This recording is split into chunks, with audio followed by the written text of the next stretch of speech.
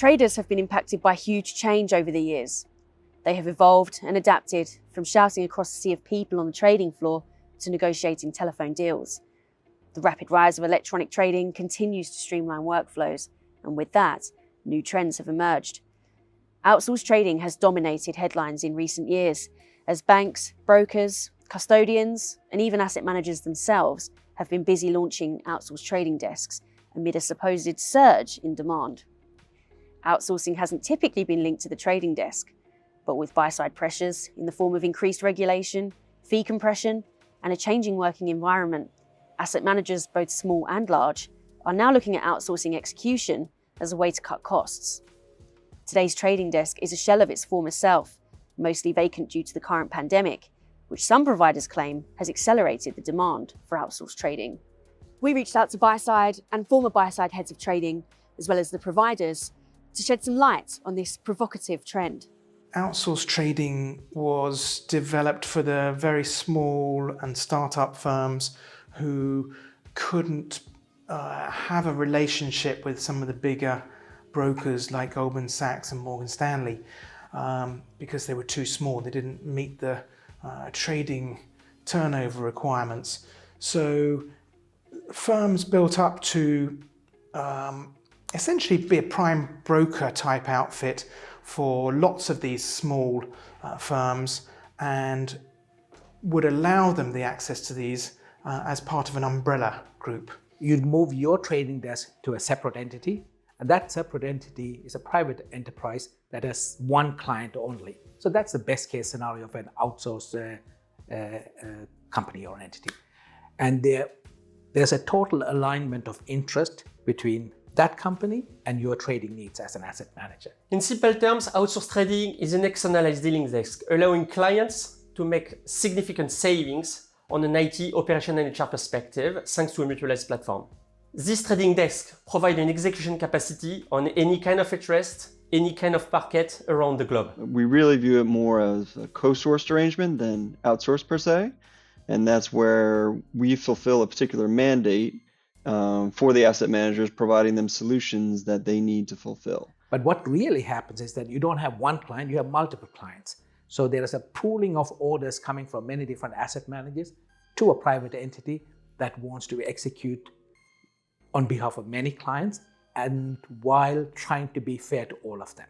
And I don't think that's exactly possible. An outsourced trading firm is going to be motivated by commission, less by performance, because you're locked in. I can tell you it takes a very long time to onboard an outsourcing firm if you're a decent sized money manager. Moving that across to someone else takes absolutely ages, and when it happens, there's a long teething period as well. So you need to get it right the first time, and if you don't, you're stuck with them, and they kind of know you're stuck with them as well. Outsourced trading's evolved a lot. I mean, certainly over the last few years. It started off, I mean, here at Tora, we've been doing it since sort of the early 2000s. And then it was very niche, very niche. You know, not everyone really appreciated that you could outsource it or wanted to. What's changed is in recent years is the adoption rate. Outsourcing in general in the investment management business has expanded to a wide variety of services, many of which took hold post the financial crisis. Things like outsourcing of middle and back office, compliance, CFO and COO services. In essence, where it came from was the hedge fund world. So a hedge fund would come up and there'd be two people in it, and they needed some trading to be done, but they couldn't afford to have a trader. So they'd sort of think, oh, we need someone to outsource it. And once the hedge funds get to a certain size, they then insource the trading again, because they realised that with the size of assets they've got, plus the frequency of trading, depending on the style of hedge fund, they then need to insource, which again is about your style of management, your style of trading, and what you want to achieve with trading. The size of the firms that are thinking about outsourcing is now across the whole spectrum. So even some of the biggest firms are willing to embrace outsourced trading. Not in its entirety, I would say, but for some parts of their business. Perhaps the most important element fueling the growth is the capabilities that a number of the outsourced trading providers have developed. There was one instance where we demonstrated that we would more than halve the costs, the explicit costs of the trading desk if we outsourced or they gave us their trading. It was really simple trading, so it was, we could build all the pipes. It was very easy to do. And what came back from the CEO and the CIO was, yeah, we agree with the numbers, but we quite like the dealers on the desk. They're nice people.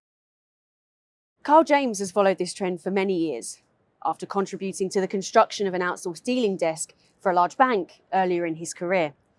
But for other market participants, the different models and arrangements are somewhat unclear. Two different models coexist within the industry.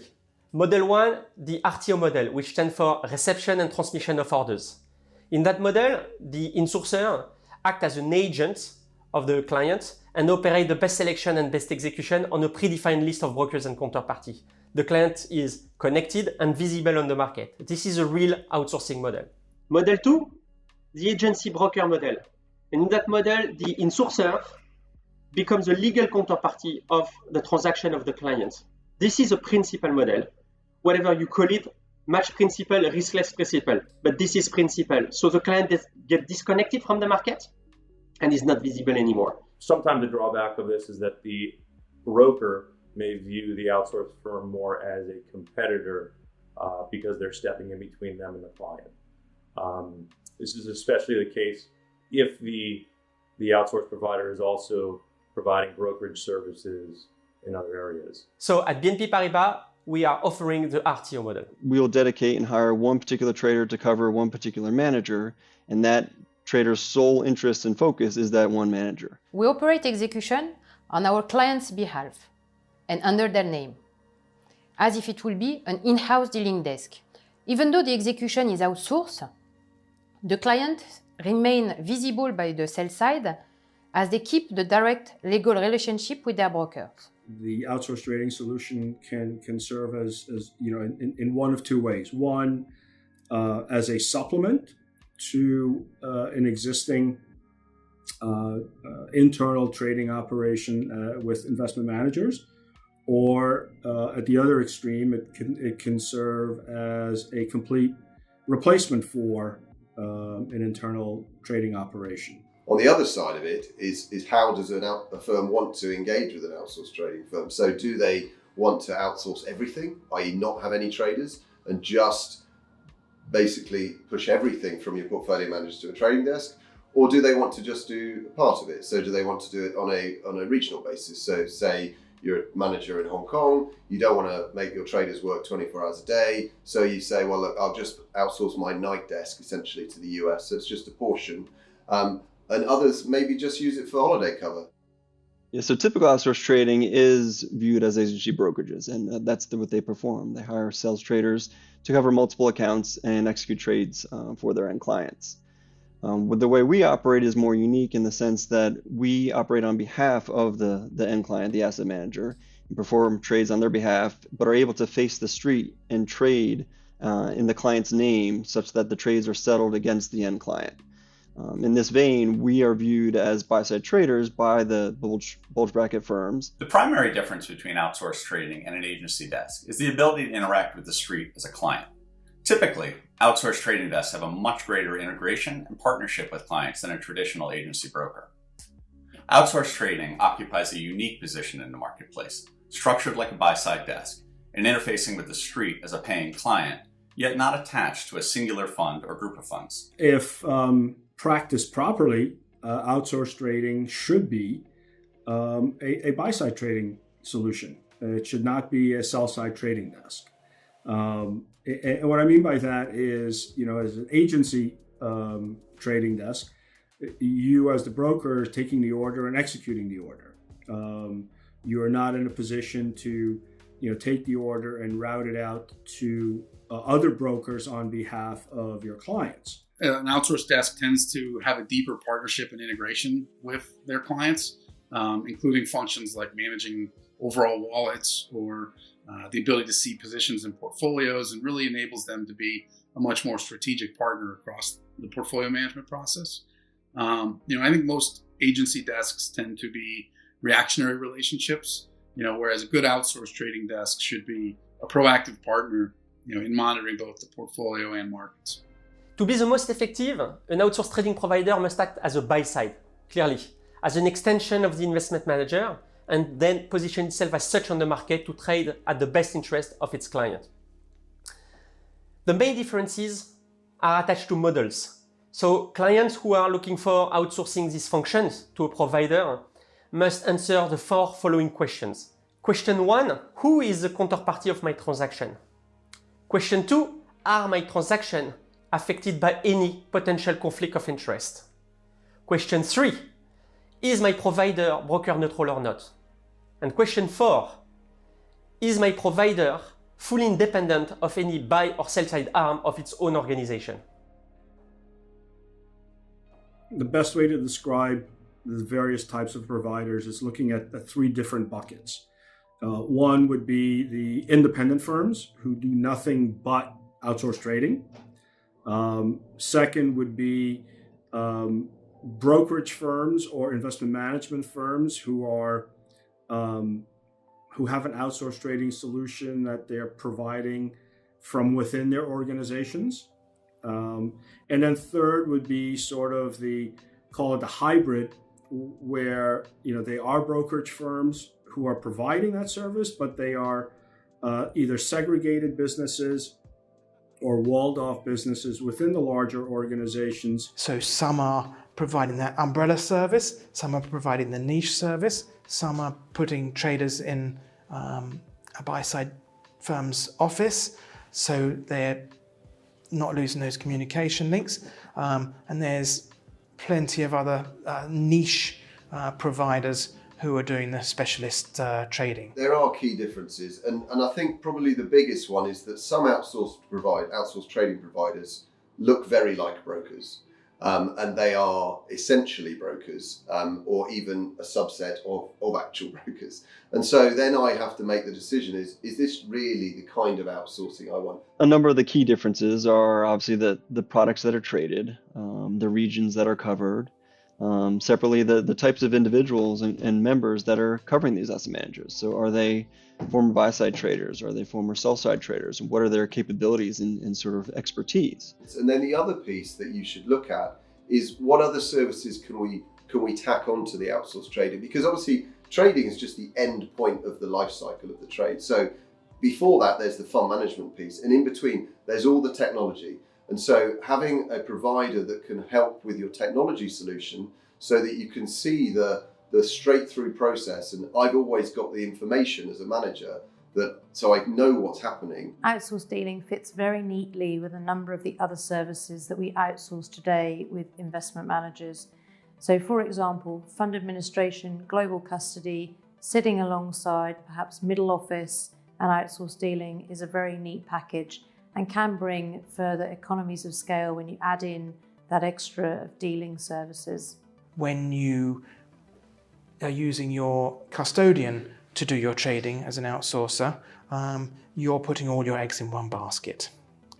They may argue that the relationship is bigger, so they're going to work harder at it and don't want to lose the relationship even more. I think after a honeymoon period, that dies off very quickly. While the variations in providers, models and arrangements could be considered more difficult to grasp, the potential benefits of outsourced trading for certain funds is slightly clearer. Both the providers and the buy side agree. And most of the time, cost savings is top of that list. Absolutely, outsourcing of dealing does save investment managers money in the context of areas such as technology, people, process, infrastructure, and I'd say also the speed of execution around establishing in new markets and new underlying assets. It makes them more nimble and certainly enables them to take advantage of scale of outsourcing. Really what fund managers are trying to do is achieve best execution for their end investors.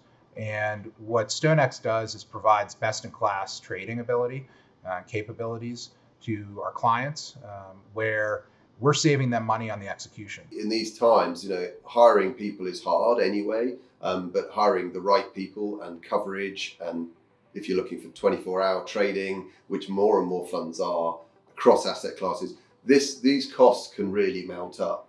And so there's different ways that they can save you money. But yes, I think if they didn't save you money, you probably should look at whether that provider is the right one for you. We've made it our business to very expressly price our service accordingly, with the understanding that our biggest competition is not necessarily the other service providers, but quite frankly the internalization of trading rather than outsourcing. From an execution perspective, you should definitely save money. From a commission perspective, you should also be looking to save money, because the outsourced trading providers, again, economies of scale, greater, perhaps stronger relationships in some cases with the brokers, that they're the execution venues that they're actually trading on. So the negotiation of commissions should be better through outsourced trading than through a direct fund, specifically if it's starting up. I think if you're a very small money manager, there are cost savings to be had by outsourcing that trading. Until you get to a certain point, whether it be £500 million or £1 billion, I don't know what the ideal number is, and it probably varies from firm to firm, but there are cost savings. Once you get bigger, I think the cost savings erode somewhat, and it can sometimes be even more expensive to outsource your trading than doing it in-house, because you have to take into account the implicit as well as the explicit costs. So if your commission goes down but your performance slippage gets worse, you can be in a much worse position. From a capability side, you may have clients that need help in specific areas, like technology infrastructure or options trading, or international market coverage, trading larger blocks, or any other areas where deeper expertise can be valuable, and they may prefer to have a partner with deeper skill sets or experience than they may have access to internally. When you're a money manager and you've got lots of clients, you might have a conflict of interest where a client restricts how you do certain trades for them. Those occasions, it could potentially be very beneficial to outsource that particular client's trading to remove any conflicts of interests and to be able to follow their trading instructions more closely. Each manager faces a particular set of challenges in their business. Outsourced trading provides managers the ability to add scale and expertise immediately. It serves as a single point of contact for greater market breadth and access to liquidity, and provides expertise in areas funds may not be able to build on their own. It serves as a backup for desks when out of the office, and as we saw earlier this year, an integral part of business continuity plans. For those who are starting an investment management business, perhaps a manager who is a PM, worked at a large organization, is for the first time stepping out and launching his or her own business, rather than building a team and incurring all of the cost and distraction, quite frankly, for doing so, they can outsource the trading solution and essentially have at their disposal much of what they had when they operated within that larger organization where they were a PM. Well, the benefits are that they're able to provide bandwidth for their investment managers as well as their business teams at a reduced cost than hiring people in-house. The StoneX team is extremely senior. We have very experienced buy-side traders with 20 plus years of experience covering all different asset classes and regions. I sort of think of this as a spectrum. At one end you have an execution desk. Essentially they're just pushing sausages out. There could be anything.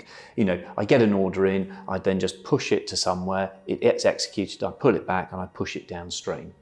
Fine.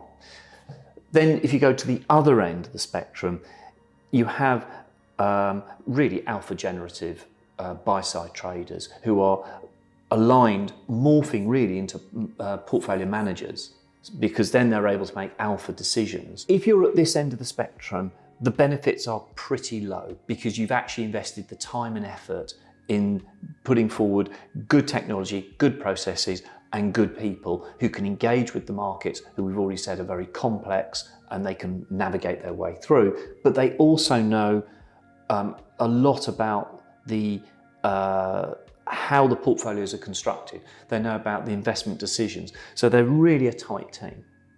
Almost no benefits of outsourcing at that level. If you go to the other end of the spectrum and what you have are, maybe not nicely put, but execution monkeys, then there are a lot of benefits, because why would you have that operational risk? Why would you put in an order management system and the cost of that, the compliance oversight, the business risk oversight, developing careers for the dealers on the desk? Why would you? If you are a smaller firm, you might not have very many brokers on your broker list. If you are a larger firm, you may not want a lot of brokers on your broker list, because every broker that you've got on, you've got to have a counterparty risk check every year. You've got to monitor all of their performance. So the smaller, instead of adding on lots of smaller brokers, you might want to hire one outsourced broker for accessing all the brokers that aren't necessarily on your list. You've got to think about your shape of your business. So if you're trading large cap equities in a very small size, so average daily volume is less than 1%, or you're trading simple fixed income instruments, I don't know, something rates in a G10 space, something like that, and it's execution only, there's nothing too difficult there. And you know, there are some very sophisticated outsourced providers out there who would do a very good job, and you might want to consider it. You'd have to basically do the numbers in terms of how many trades do you do, what is the risk of outsourcing it, what do your clients think about it, is it a big selling point for your clients, and if it's down here in the spectrum of their sort of execution monkeys, probably not. We've looked at the different providers, the models, and the benefits. But questions remain as to how providers manage conflicts of interest, and whether outsourced desks can ever truly perform as well as in-house trading operations. According to a survey in the first quarter of 2020 of 300 global asset managers, 85% stated they are already outsourcing their trading in some sense or are interested in doing so. These figures suggest there is demand for outsourced dealing services, and it's growing. But what is fueling this? Asset managers are facing more and more challenging and tough environment. They have to, for example, comply with more stringent regulatory requirements on best selection, best execution, and reporting. They have also to review their business operating model, not only to reduce their cost, but also to optimize their outsourced processes with their providers. Finally, they have to generate more performance by considering in increasing their geographical or asset classes diversification while reducing their operational risk. In such a situation of increasing market complexity, dealing appears as a sophisticated task requiring constant renewal of expertise and knowledge, and also up-to-date technology. In such a situation, delegating the execution while focusing on their strategy appears more and more to be the new operating model of the buy side. There's certainly increased openness to the model on the investor side. So our clients are more open to outsourcing in general. So that's become more of an option than I think it may have been in years past. If you look at just trading in general, I think algos, automation, and infrastructure have leveled the playing field a bit on trade execution for many strategies. There also may be situations where in more complex or specialized strategies, the breadth of expertise that may be needed across all asset classes might be hard to maintain internally. In the United States, it seems to be growing very, very fast. I think their trading is much simpler because a lot more of it's electronic and a lot more of it is very low ADV turnover.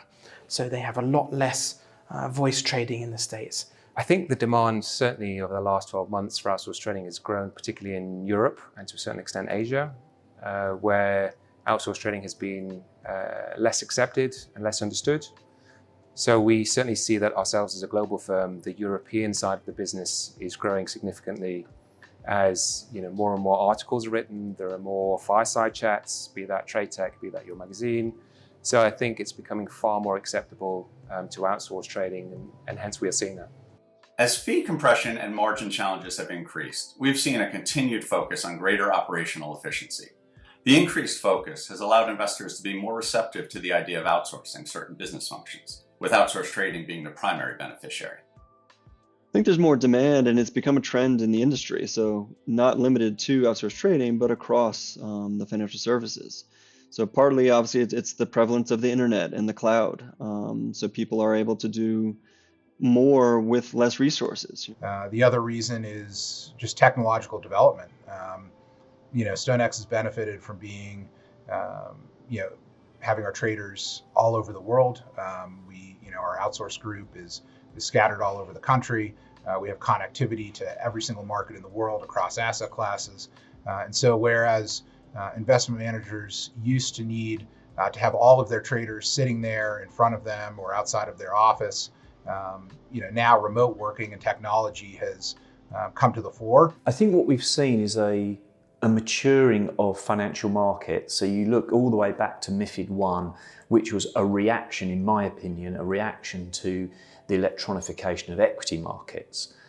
If we look at MiFID II, the legislators were looking to get on top or in front of the developments that were happening in markets. So markets have come from a regulatory perspective far more complex. Technology has become a lot more complex as well. There's far more choice and how you execute. So you might want to execute through an RFQ model, a dark pool. You might want to go on a synthetic central limit order book. There are various different ways here. So the regulation is getting more and more complex to adhere to, which is specifically to best execution and the evidencing of it. Then you have the technology. One, there's more of us providing the service, but I think as more and more asset managers become familiar with the solutions, they're realizing that the capabilities many of us have, both in terms of asset class reach, global market reach, and quite frankly, the talent that's sitting in the seats in organizations like ours, can bring a caliber of service to them that may not have been available, 5 years ago, 8 years ago, 10 years ago. The reason is the cost base of hiring people has gone up globally. The cost base of running a fund has gone up as fees have come down. So you really got to face that balance of, at the end of the day, a manager is running a business and their costs and revenue have to align. And if there's somewhere that they can improve that, then they will. The jaws are tightening around the buy side because there is a real focus from regulators and clients who I look at sort of front and center of that, but also auditors to say, are you really, can you run your business properly and are you evidencing that you're getting the best outcome? So there are some firms that might look at their trading and say, we know that it's very complex. What we can do is outsource that regulatory requirement, that operational risk, that business risk, it all goes away. With the working from home situation which we currently have, a lot of asset managers must be thinking, well, if we've got traders working from home, we could just as easily outsource the trading. I think much more recently, i.e. 2020, obviously we've seen a world flipped on its head in terms of financial services like every other industry. And so we've seen a lot of growth in people both taking on outsourced trading, again, as a giving themselves a flexible option, and also a lot of people looking at it now as a BCP situation. So if for some reason I can't get to my traders, then I need some other solutions. What is perhaps less known about outsourced trading is that the savings are not necessarily realised in terms of hard dollars and pounds, but in terms of which part of the business or who is paying for the service. I don't know even who pays for these outsourcing. I mean, I heard recently a rumor that it can be charged back to the funds. If that's the case, then it sounds like soft commission all over to me. Why would a fund have to pay for the execution when if it is in-house, it is paid by the asset manager? Ultimately, who pays for this service is the investment manager, but those fees are passed on to the clients. And if the investment manager can save money, in effect, the underlying investor will benefit. If it's coming out the fund in terms of commission, I think the justification arises when your rates are lower because you've outsourced. So if you're paying 10 basis points, but then for your normal execution, but then outsource, because you're using outsourced trading, you've managed to get that much lower and create better execution prices, then essentially there is no cost, no net increase in cost anyway to the funds. Moving the costs from the asset management firm to the investor, I think will come under some scrutiny. It can definitely be justified. I think if we look at history and how we looked at the costs of research, where a lot of firms said, no, we're going to continue charging our clients for research instead of paying it ourselves, and how that very quickly U-turned with some very big clients, very big asset managers who changed their mind on that from various pressures, pressure from their clients, pressure from their competition. I think the same thing can be applied to outsourcing, where you might be able to justify the costs moving in some occurrences, and other occurrences you might not be able to justify it. An investment manager justifying outsourced dealing is really about how they're looking to enhance and make an efficient operating model. In terms of the outsourced dealing and the approach and the cost of the execution, it really is core and a key component of the underlying function of investment management. The financial officer will say it's a great idea because they can take explicit cost out of the business. The CIO generally says no, because they understand that yes, there's an explicit cost that comes from off the business, but actually the implicit costs are not really in that formula, and they have to be taken into account because essentially the client will pay those implicit costs. For many asset managers, uneasiness around the potential conflicts of interest dominate concerns when handing flow to a provider. The conflict of interest question comes up quite a lot, and from our perspective, we make sure that the clients are fully aware of the separation within our outsourced trading infrastructure and the rest of the firm. So this means physical separation, execution and order management systems. We have outsourced trading compliance that's fully dedicated. And ultimately, as an agency-only outsourced trading firm, best execution is for our clients at all times. So once clients understand that, they feel very comfortable. I think the most important thing is to make sure you understand the structure of the outsourced trading firm that you're working with, and really making sure to understand the independence of the structure and make sure that it's focused on best execution for its clients and remains agnostic. If incentives are aligned, an outsourced trader should be no different than an internal trader.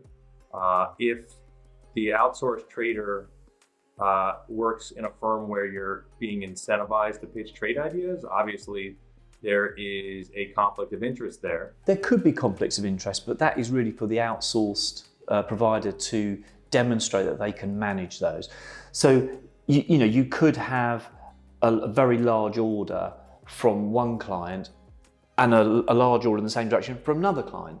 Well, that is for the outsourced trader to demonstrate through their service level agreements and their procedures and policies to say, this is how we deal with them. There are a lot of firms that have other business lines that are inherently causing conflicts of interest, whether that's a prop desk, whether that's a custodial business, etc.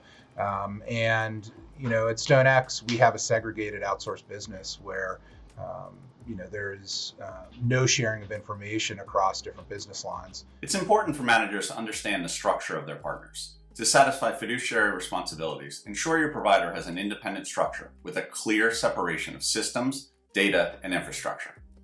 Transaction cost analysis must be readily available to confirm execution quality. It really demonstrates for the investment manager to their underlying clients that they can prove that there is independence in execution.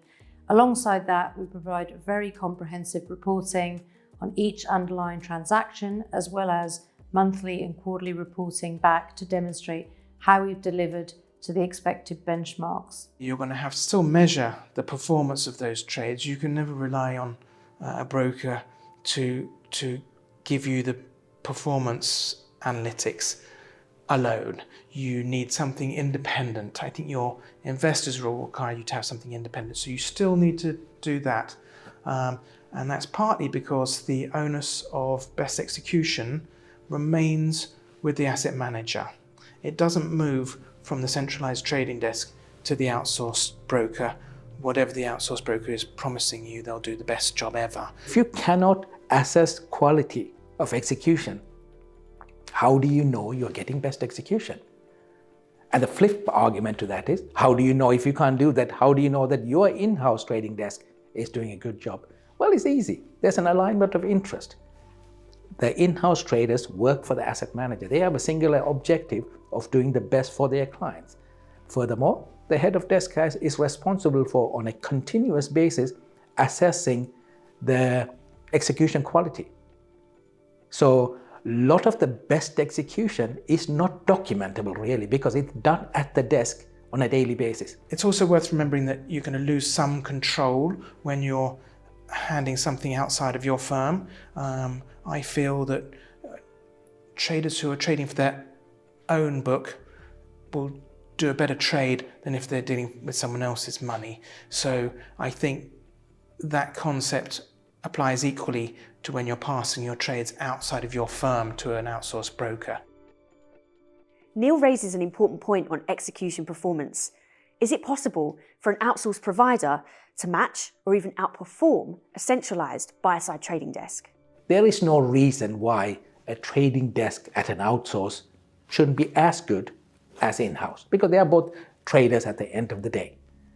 But it's just that you don't know how good they have been in execution. That is the problem. I'm not saying that people who are traders in an outsourced shop are not good traders. I'm just saying, how do I know that you have done the best job for me?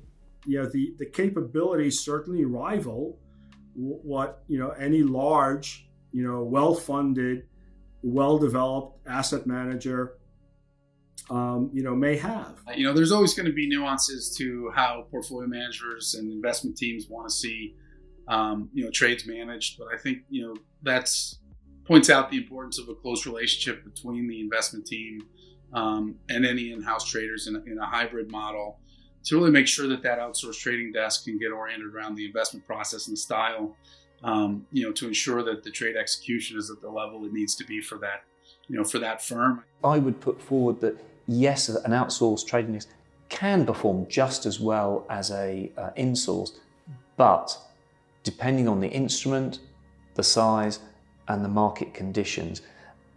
If it's simple trading and the market conditions are benign, absolutely. As soon as actually you start to get to the more difficult trades, that is where buy-side should absolutely be streets ahead. We're not looking to replace or outperform existing buy-side. We're looking to augment and partner with. And so can we do better in certain areas where there isn't in-house expertise? Absolutely. Can we fully replace trading desks? Yes, we can, but that isn't our primary business model. We're really looking to augment what's there, be a resource for the existing buy-side trading desk, be a resource for the portfolio management team. Depending on the scale, market access, and experience of the desk, outsourced trading can perform as well, if not better. Our desk is staffed with senior former buy-side traders, all with over 15 years trading experience. There's a benefit in going with a provider that has their own technology and can customize, whether it be reporting, build custom algorithms, any of these things, which I think would help the outsourced desk match or perhaps surpass an in-house desk. I don't think they will outperform all the time, because I think there's some very good trading desks out there on the buy side. I think that startups and very small firms can't afford a very experienced trading team. So I feel that an outsourced provider is going to perform much better than a trading desk who's inexperienced, who only trades once a month and is not necessarily going to be looked after by all their brokers because they're so small. Expertise and breadth of liquidity are so key. You know, if I've got two traders sitting in one region against a global desk that I now have access to, I've expanded my capabilities no end. Cross asset class expertise. These are areas where actually the outsourced team should be able to get me something better. Now, there are things that you can't do better, and that is that sort of in-office relationship, you know, the ability to be sitting next to someone and tap them on the shoulder. But again, let's think about where we sit today in 2020. That's really not happening anyway, and may never happen in the same way again. In light of the events of 2020, the future of the buy-side trading desk is seemingly more uncertain. But this year has provided an opportunity for both the in-house and the outsourced desks to showcase their execution capabilities. While the benefits for funds with a dedicated in-house trading desk are clear in cases of major market events, how do outsourced trading desks manage multiple clients in periods of market stress? And what happens in the event of a dealing error? Phones, hands, and adrenaline, the same way an in-house trader would do. It's just that outsourced trading firms deal with more portfolio managers, but it's no different from being in a large asset manager with multiple portfolio managers. I think if there's one thing portfolio managers that manage outside money are not shy of, is letting you know when they're unhappy. And I think as far as our job goes, and in an outsourced seat, it's the same as an in-house trader, keeping our portfolio managers up to date on everything. They let us know if we need to change our method.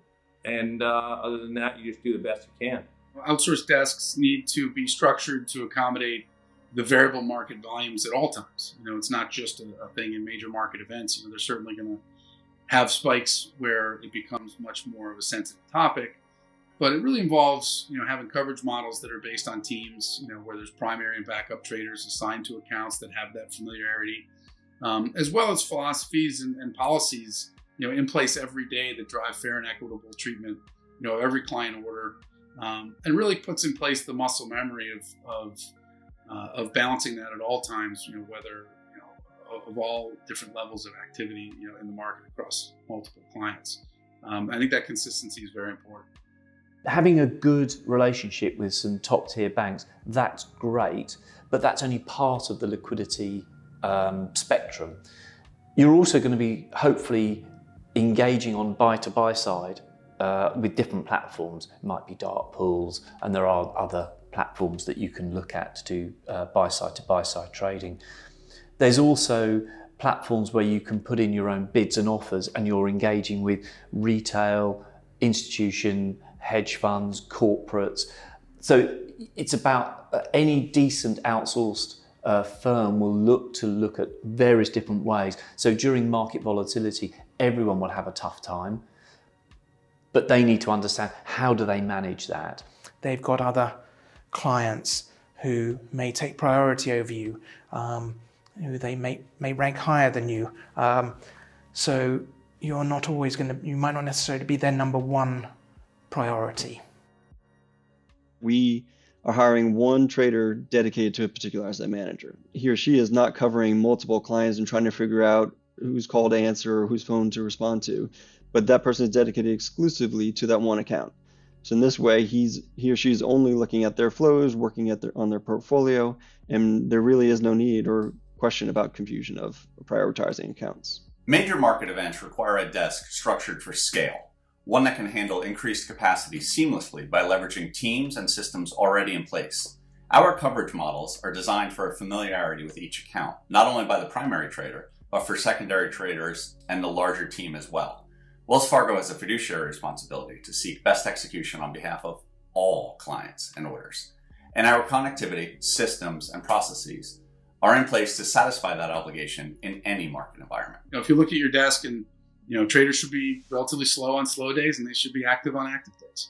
You know, and I think if you're if you have a busy desk on slow days, you may tend to have traders stretched a little too thin, and I think you need to manage that closely to make sure you can accommodate all scenarios. Well, there's 35 traders globally with us. We all work as a team. We're actually all on the same trading systems and software, so it's easy to hand off orders. And then just with the most recent global pandemic that we've had, a lot of traders have been, if not at many points, all traders were working from home. We were using a combination of Microsoft Teams, Zoom calls, Bloomberg persistent chats, and even in the most volatile times, we had no issues. We can all screw up a trade. Every trading desk has things that go wrong, and there's a cost associated with it. And in asset management, there are clear-cut procedures for following these incidents so that they can reduce it. It is a natural part of a trader's life. Now, when you outsource this and things go wrong, and sometimes things can go so wrong that the cost can be millions, would the outsourced entity have balance sheets enough to pay for these costs? What if it is a $40 million cost?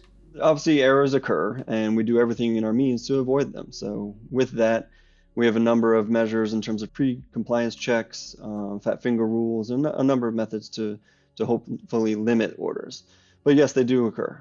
That really depends on which provider you're speaking of. StoneX is a publicly traded company, with about $1 billion market cap. So we certainly have the ability to stand up, both from a capital perspective and a liquidity perspective. We look at trading errors as a risk, depending on what type of error it is, a risk to both the firm as well as the client, and we work to solve those as commercially as we can. Dealing errors are unfortunate. They're rare, but they do happen, not just with outsourced trading, but in-house trading and sell-side trading. It's just an unfortunate part of the business. We typically have a very clear-cut view of how we deal with errors. If a client's made an error, then the error would typically stay with the client. If we have made an error, then we would put our hands up and make the client whole. And it's quite a simple process, and we just move on, everything as before. Execution is a key part of the business for many funds. So carving out that piece and handing it to another entity can initially seem troubling. The control of that execution will always lie with the asset manager, and they will always be responsible for it and be responsible for managing their provider. In the same way, when they're executing with a broker, they still need to be able to keep on top of what their broker would be doing. It's the same with an outsourced provider. It's not fire and forget, and it shouldn't be. What we're trying to do is just augment expertise on best X, augment expertise on the regulatory side, while the clients are still able to maintain control. If anything, I actually think that the investment managers gain control, more control.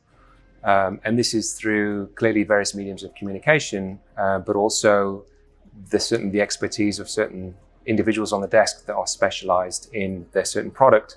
So the investment manager's communication with those specialists on Cowen's desk probably helps give them more control and more understanding over certain product types and certain executions. If you really think you're giving up control, perhaps you should look at your provider, because it's really important that you have a very transparent view of what they're doing all the time.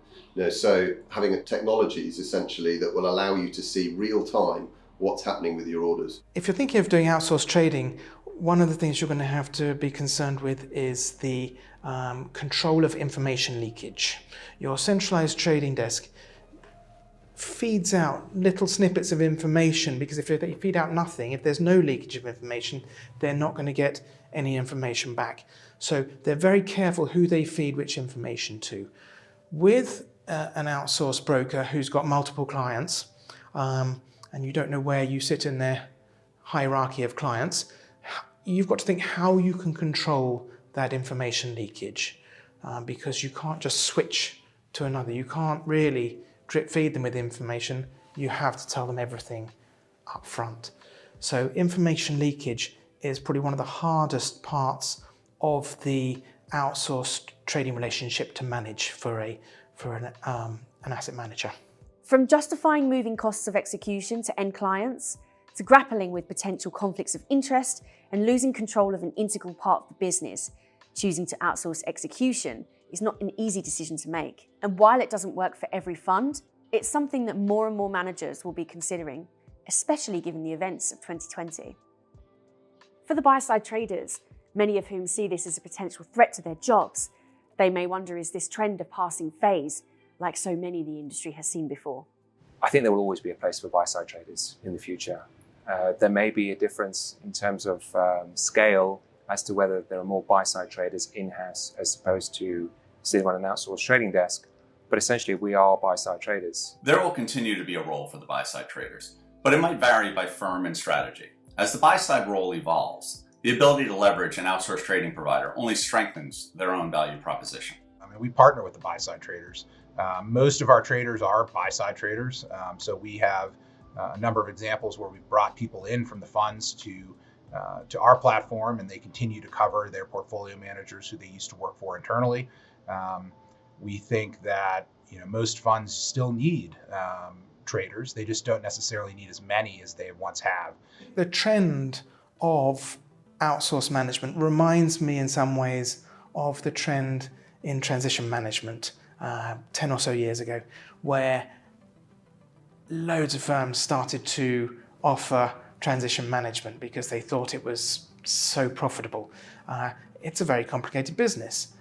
That phase lasted for 3 or 4 years, and all of the brokers who set up transition management desks don't have those transition management desks anymore. So I think there is space in the market for some very good outsourced trading providers. I don't think there's enough space for all the competition that's coming in. And I would be very wary of people who are just offering another agency brokerage service, because you might as well shrink your broker list down to one broker for a while, because it would be very easy for you to switch that to another broker. Firms need to take a close look at, if trade execution is part of the special sauce of the strategy and the value proposition to their end investors, then they're definitely going to maintain a portion, if not all, of that function internal. I think for many funds that's not the case, and I think you'll see more variety of the use of outsourced trading, in those models. And I think the outsourced trading again can be a very relevant portion, of a trading operation for a fund, whether it's in conjunction with an in-house team, or providing the entire function. So, I think in many of our client situations, we tend to be a extension, of a trading capability that exists within our clients, whether the PMs trade or whether they have in-house desks that we supplement. There is a real focus on in-sourced buy-side traders. They have to understand, and I'm on that side of the fence, so I feel this very much. We absolutely have to really drive forward in terms of adopting really good technology. I would say a lot of it just depends on the manager's strategy, how hands-on he needs to be with his or her trader, how much volume they're actually pushing around.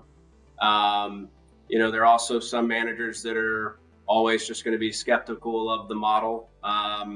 And if you do have that, if you're working with a PM that's skeptical of outsourcing their trading, then they're going to always have an in-house trader. It's as simple as that.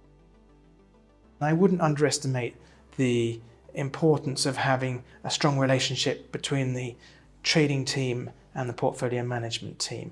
I don't think that's very easily replaced. Not everyone will outsource. It doesn't suit every manager, it doesn't suit every business. And so there will always be buy-side traders. They may have a slightly different role. They might have, even if you outsource, you might still want some expertise in-house to oversee those relationships. I can see people perhaps having more than one outsource provider, so I need potentially someone in-house to help manage that. I think my experience with being displaced by an outsourced broker, it's made me look at the whole outsourcing market. It's a very time-consuming process, and it can be very, very complex.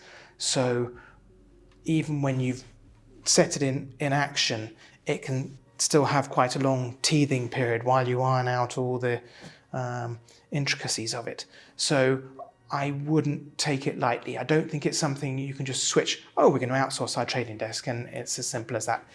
It's not that simple. In fact, I think it fits the minority of cases better. I think what outsourced providers do is they give a spike of competition. It makes sure that the buy-side traders, or it should make sure the buy-side traders look at themselves and go, are we really driving ourselves towards, are we really adopting the best processes, the best technology? Are we really adapting and evolving our people so that they're not just transactional? Because frankly, if it's just transactional, it's the same as if you were making cars. You had lots of people making cars years ago. Not so many now, because the computers are doing it. And if you're not coding the computers, yeah, you'll be out. They have to adapt and evolve. It's a very, very different marketplace to what it was 10 years ago, to what it was 20 years ago. It goes back to how an asset manager values the trading desk. As I said, some asset managers think of trading desk as a cost center. And there's a significant percentage of equities portfolio managers who also think of the core value of their portfolios come from the PMs only. This is not the case in fixed income, but in equities, that is the case with the smaller segments.